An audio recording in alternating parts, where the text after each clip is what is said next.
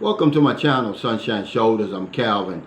Thank you so much for stopping by today. The subject of my vlog today is, what is the value of a U.S. visa in the Philippines?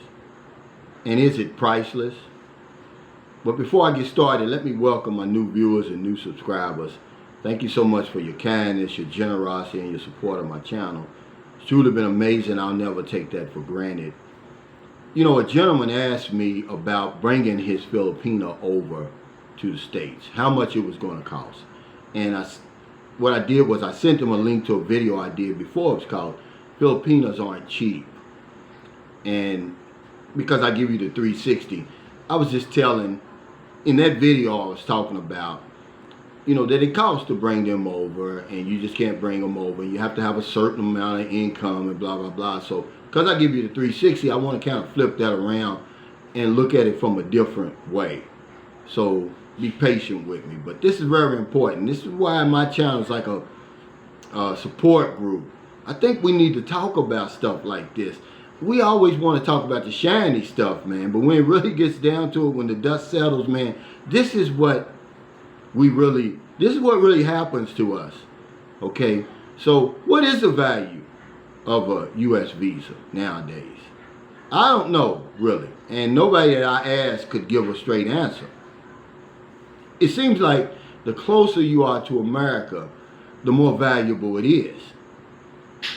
I see people from Central America, Mexico, Cuba, literally put their lives on the line to get into America. And many of them die trying. So if people are dying to get a visa and life is sacred, what does that say about the value of a visa? Is it priceless? And if so, then why do Americans think so little of it? Is it because, like most people, the things that come to us in life that are free, we place very little value on them? And many of them are, you can't replace. But the things that we pay for are cheap, really, and can easily be replaced. Is that one of the reasons? But what does a U.S. visa mean to Filipinos? Now, I was talking to a gentleman the other day, and I was just telling him, man, I'm so thankful, I'm so grateful that I was born in America, that the wheel of life spinning stopped and let me off in Louisville, Kentucky. And I had nothing to do with it. Some people would call that luck. But there's billions of people on this planet, including millions over here, who weren't so lucky. When the wheel stopped, it dropped them off into some fucked up circumstances. Guys, look, I'm not going to sugarcoat it. A visa to America to them is like being reborn. The visa would be the womb. Listen to me, guys. That's how important this visa is. This thing that we take for granted. And now they can get back on that wheel. And if not only is it the wheel of life, now it's the wheel of fortune. And it's going to stop and drop them off into some favorable conditions. Man, this is deep, man. This is important, man, that we talk about it, because there's a trend that's developed. And men, especially American men, man, we're giving these visas away for nothing. We're giving them away too freely to people who a lot of times don't deserve it. A lot of times they're strangers. And I guess because there's no limit to the amount of visas we can give away, that adds to the trouble too. I know a young lady right now who lives in Raleigh, North Carolina, Filipina. She got married to an American. He brought her back to North Carolina. They stayed together a couple of years. She got divorced. She was his 5th Filipino wife. 5 visas that he gave away. That he, to people who now are no longer with him. He's lonely. He's got bad health. He's got a bad heart. So he got nothing really out of the deal. You know, I think that they should put some conditions on these type visas. This is just me talking, guys. This is, you know, the hindsight is always 20/20. that if you bring a woman over there, she got to stay with you for a certain amount of years. If not, I'm sorry, they got to throw her back. They got to take that visa back, man. It's just me. Because a lot of times, man, this stuff is fraught with fraud and deception. And I get a lot of pushback when I talk about these relationships. It's not a fair exchange. Whenever that visa's involved, man, all bets is off, man. Because the visa has no monetary value. You can't place it on it. How much is the visa worth? What is the value? It just depends. But to most people, man, it's a new life. I mean, literally a new life. The closest thing that you could get to a fair exchange would be for you to move over here and take care of the Filipino. And when when the visa's not in play. Because that visa, man, I mean, there's just no value really that you can place on it. If people are giving their lives for it, and life is sacred, man, what does that say about the value of the visa, guys? Let's talk about this. We're giving them away too easy. I'm not talking about what I heard. I did it. I was with the Filipino that I did for 4 years before I brought her over. And the only reason was because she had my son. Had we just been, together, I'd have never gave her that visa. Because it's a big deal to me. Okay?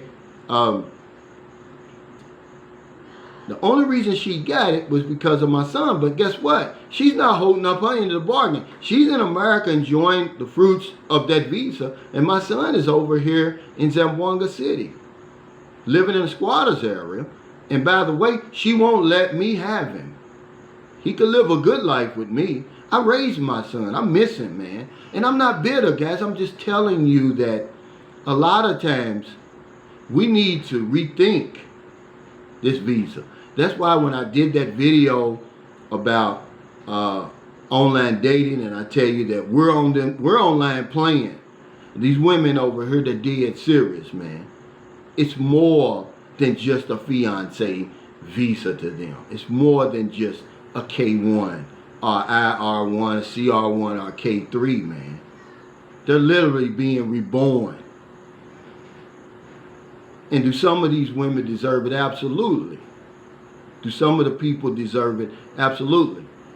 But in a lot of cases, guys, we're throwing these visas away. And if you don't believe me, there's thousands and thousands of sob stories, man, where they get us in a position that they want us in. Very vulnerable. Most of us are vulnerable when we get over here. We fall in love and we sign that paper, not realizing what it is we're agreeing to. See, now she's got you over the fire. She got your feet to the fire, really. And you can't live long enough for her to pay you back. She could never pay you back. It's not a fair exchange. So I just wanted to come on here today just to kind of revisit this subject, guys. This visa is bigger than what you think it is. It's life-changing. It's a new life. It's a rebirth for billions of people on this planet. So I think we need to stop giving it away so freely, and especially to people who don't deserve it, and especially to strangers, because it's not a fair exchange. If you want a fair exchange, then come over here and live with the young lady and take care of her and give her a better life here. That's about as close to a fair exchange as you're going to get. So thank you so much for stopping by today. Look, man, we got to talk about real stuff, and that's what I do on my channel. We need to share our stories, good and bad. It's going to help the new man coming over here, to let him know, man, you holding life in your hands with that visa. It's more than what they're going to downplay it. But they know in their minds how valuable it is. But they're going to downplay it. And because they know that you take it for granted anyway, you're going to hurry up and sign those papers, man. We need to rethink this. We need to think it all the way through. Does she even deserve the damn visa? The new life? Okay?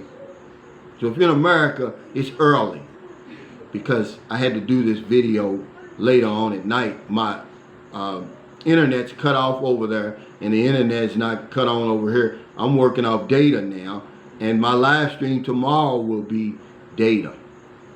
Let's cross our fingers for that. You're getting ready to get up. Some of you are still in bed, but some of you, you're getting ready to get up and go to work, go to the gym, go get your newspaper, go get a cup of coffee. If you see somebody on the street, buy them something to eat, buy them something to drink, give them a few dollars. If you're in the Philippines, it's already dark. Let's see, what time is it? I'm on her phone, so I can't see the time, but I guess it's about 7 p.m. It's pitch black. So I hope before you came in the house, you were able to intentionally help somebody. Philippines is opening back up, man. I'm going to talk about this on my live stream in the morning. They're contemplating Alert 1, which is just a new normal, just opening everything up domestically, and businesses 100% capacity, 100% economic activity. The new normal, guys, they're this close. They're talking about at the end of the week. They're going to see what the numbers look like at the end of the week. But see, this is something they're proposing. It hasn't happened yet. People over here need our help. And we need to help them if we can. Because if I don't know anything else, I know this one thing for sure. We help other people. We help ourselves. Take care. Stay safe. Stay COVID free. I'll see you next time.